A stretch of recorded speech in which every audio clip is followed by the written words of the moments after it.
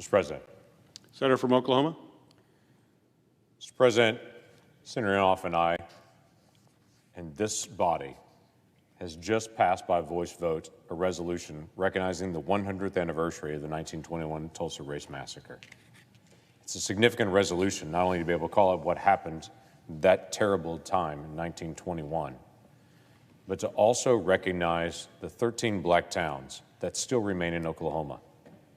It's an interesting history that we have in Oklahoma, and I encourage folks to be able to find out more about us as a state.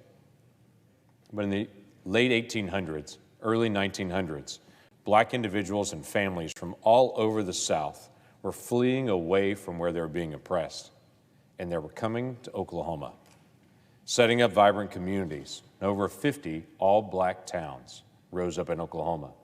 In fact, there was some dialogue in the early 1900s about possibly having Oklahoma be an all-black state even. And these black communities were rising up around our state, looking for opportunities, freedom, chance for a better life. 13 of those 50 towns still remain today as communities.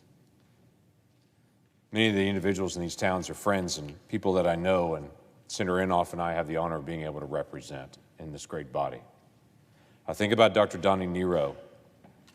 Dr. Donnie Nero Sr., I should say. He is the president of the Oklahoma African American Educators Hall of Fame. He's the one to help found it and pull all this together. He has an attitude in wonderful Clearview, Oklahoma, that he says one of the greatest motivational concepts accessible to mankind is recognition.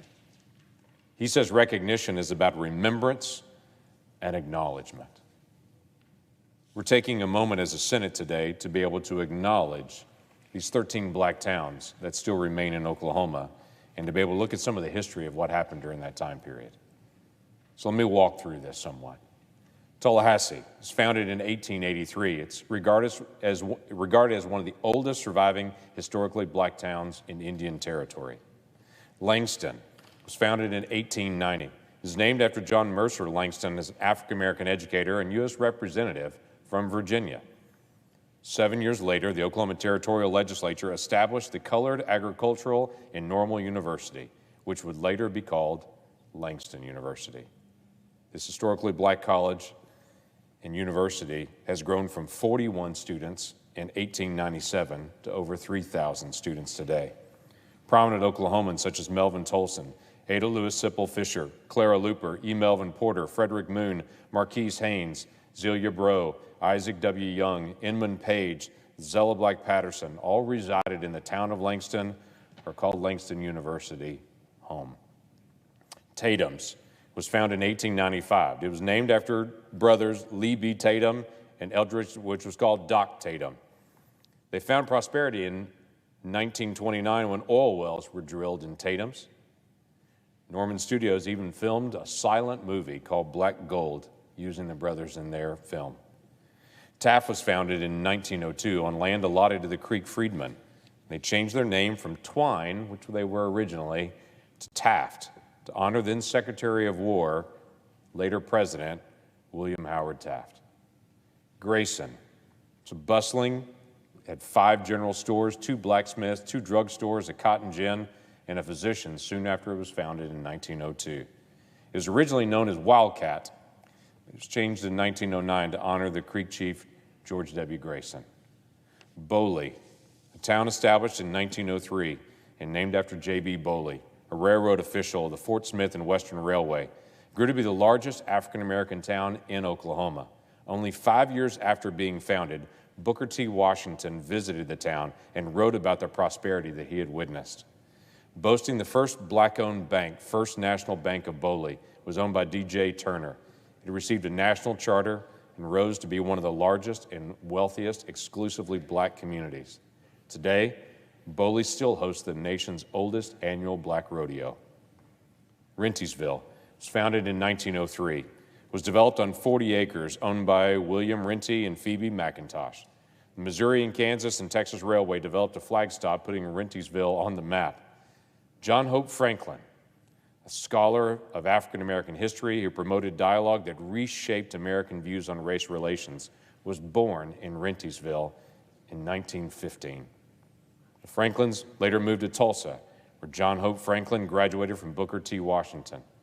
He survived the 1921 Tulsa Race Massacre, and he went on to become one of the most decorated historians.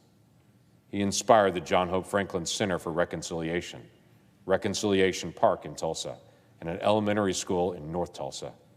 Rentisville continues to host the Dusk to Dawn Blues Festival that attracts blues artists and all the folks that come in. Clearview, town I've already mentioned, was founded in 1903 along the tracks of the Fort Smith and Western Railroad. It's widely known for its baseball team, but it's widely known now for the Hall of Fame for Black educators. It's a place that I would encourage people to be able to stop in and to be able to see. And it's an annual tradition where individuals from around the state ride in to be able to recognize Black educators to be recognized that year in the Hall of Fame ceremony, led by Dr. Nero Sr. Brooksville, founded in 1903, originally named Sewell, was renamed in the town in 1912 in honor of the first African American in the area, A.R. Brooks. Redbird, founded in 1907 along the Missouri, Kansas, and Texas Railroad, was built on a land allotted by the Creek Nation. E.L. Barber was one of the town's original developers and the first justice of the peace and an early mayor. Before Redbird officially became a town, Barber organized the First Baptist Church in 1889, which grew to be the largest church in Redbird. Summit, founded in 1910, along the Missouri, Kansas, and Texas Railway. Vernon, founded in 1911 on Tankard Ranch in the Creek Nation. It's home to many trailblazers such as Ella Woods, who was the first postmaster, and Louise Wesley, who established the first school and church. Lima, founded in 1913 along the Chicago, Rock Island, and Pacific Railroad. The Mount Zion Methodist Church was built there in 1915 and still stands to this day. And of course, the most famous and prosperous of all of the Black communities was Greenwood. Greenwood District became a thriving community where Black business owners, schools, and churches flourished. By the late 1910s, it was the wealthiest Black community in all of the United States. The community earned the name Black Wall Street from the famed African-American author, educator who I've already spoke of, Booker T. Washington. The history of these historically Black towns is interwoven into the history of Oklahoma and the history of the United States. The residents of these towns have achieved great success and faced tremendous challenges. Stories of these Black towns and communities in Oklahoma are also inextricably linked to the events of May 30 through June the 1st of 1921, when the Greenwood District of North Tulsa burst into flame. An important part of history is learning from the past, but it's not looking at an incident in isolation. It's what came before and after.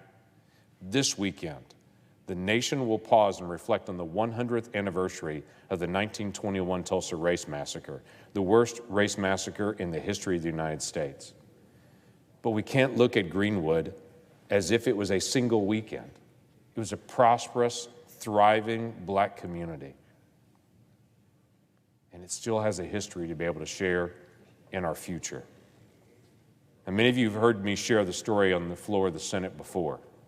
For the past several years, I've talked about the race massacre here in committee meetings and in conversations around this body.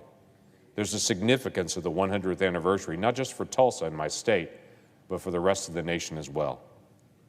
So let me recount this again. On May the 30th, 1921, a young Black man named Dick Rowland was in downtown Tulsa.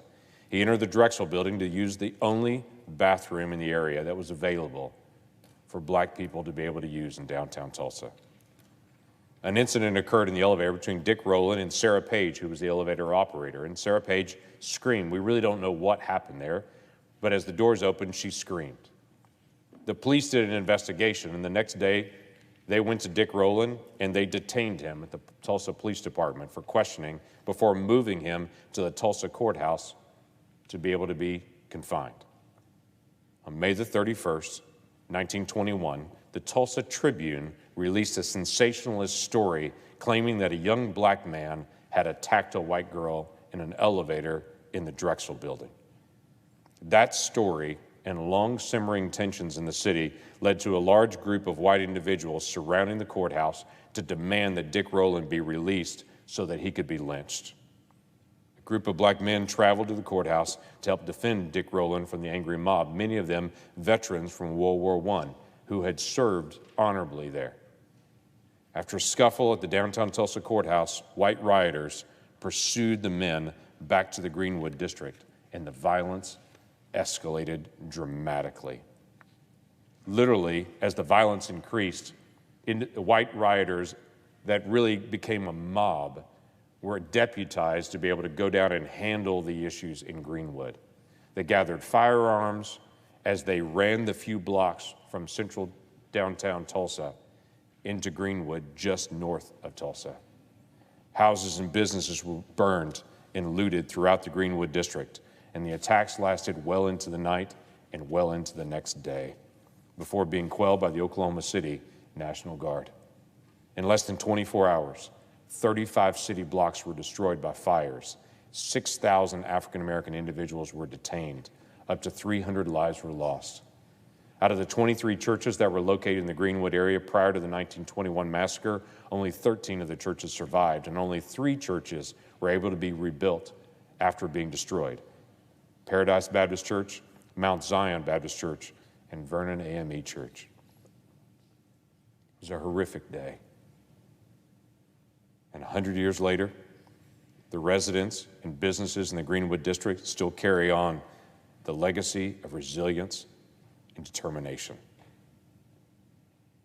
For the past few years, I've been working to tell this story. For some, even some Oklahomans, it's a story that they had not heard before. 5 years ago, I started telling the story in Washington, D.C., and when I told it, hardly anyone knew about it. Now, everyone I speak to is familiar with the story. We've pulled this story out of the dark pages of history and lifted it up for our nation to be able to see, and our nation is looking at it. In Oklahoma, many people know about that terrible 2-day period when rioters set a community on fire and set our nation back. But I also tell people you can't understand Tulsa and Oklahoma unless you understand May 31st and June the 1st of 1921. That's why I worked to develop a curriculum to ensure future generations of Oklahomans learn the accurate historical events of 1921. Before we started working on the curriculum, our schools had a mandate to teach the 1921 massacre, but there were no materials to actually use to teach that accurate history. There were no visuals. There's no curriculum. Now there are. We've pulled all those together and made that resource free to every educator in Oklahoma and every educator in America that wants to be able to teach that history accurately. During the same time period, 5 or 6 years ago, I started working on something I called Solution Sundays. Because when I started speaking about 6 years ago now to individuals all around Tulsa and all around the state about the Tulsa Race Massacre, I usually started the conversation the same way. May the 31st and June the 1st of 2021, I would say, about 6 years ago, the entire country is going to pause. I don't know how long. They may pause for a minute, they may pause for an hour, they may pause for a day or for a weekend. But the entire country will pause and will look at Tulsa and look at Oklahoma and will ask themselves one question: what has changed in America in race relations in the last 100 years? I said 6 years ago, that's a fair question for someone to ask. We better be able to answer it when May the 31st of 2021 comes. Little did I know 6 years ago when I started asking that question and continued to ask that question when it was 5 years, 4 years, 3 years, 2 years, and next year. Little did I know the events dealing with race that would happen in the last 12 months. And the awakening the nation really has had to what is still left undone in the issue of race in America. I started something about 6 years ago.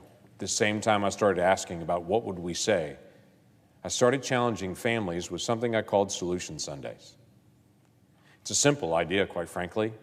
I would just ask people that I would encounter of all races, of all backgrounds, a simple question. Has your family ever invited a family of another race to your home for dinner? I thought it was simple until when I'd ask people, I would get the same answer back. I would ask people, has your family ever invited a family of another race to your home for dinner? And the most common answer I got back was, I have friends of another race. To which I would always smile and say, that's not what I asked. I asked, has your family ever invited a family of another race to your home for dinner? And what I found in my state was most individuals of every race all answered it the same way. That's never happened in my house. So I would ask them a simple question. A national conversation about race is not something that happens on TV. A national conversation on race happens at our dinner tables with our families. We should not expect that the nation will speak on race when our families are not. And the best way for our families and to show our kids that this is normal conversation is to have a family over of another race to sit around the table.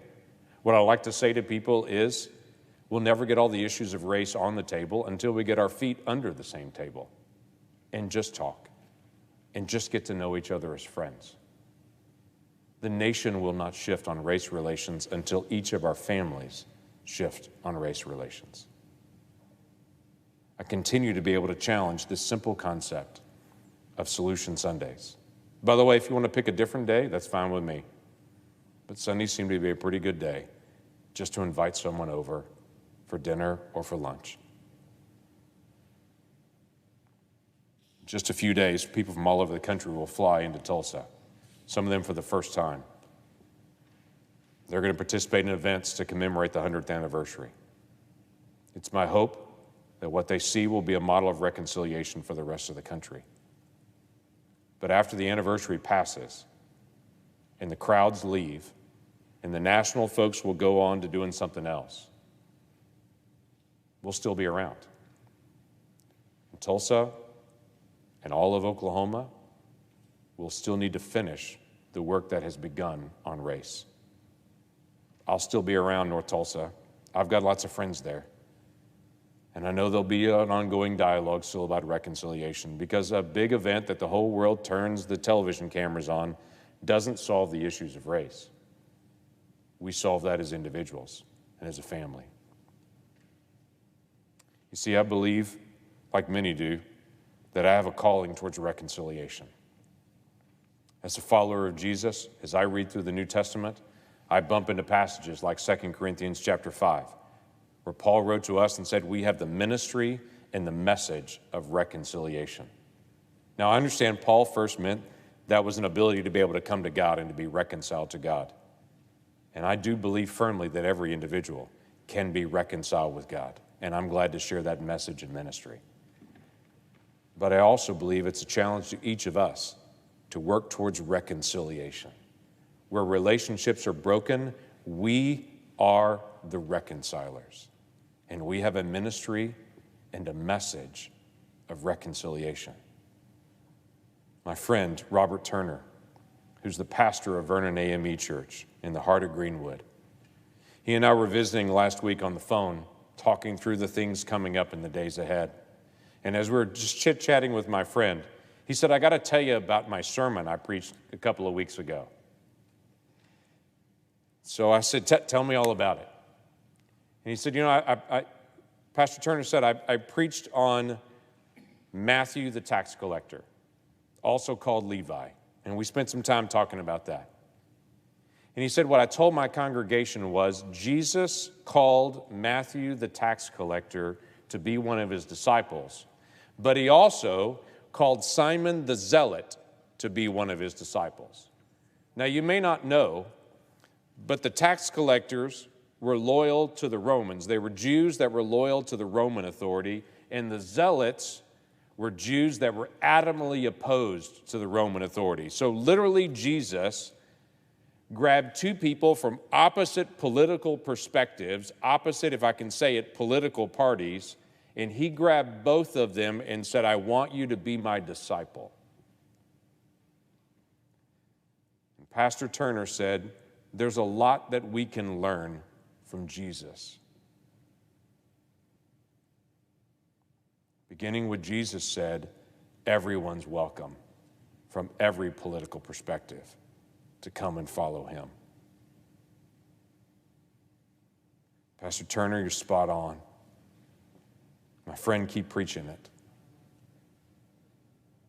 But excuse me for noticing, Jesus is the one who set the example, and he called all of us to be able to follow it.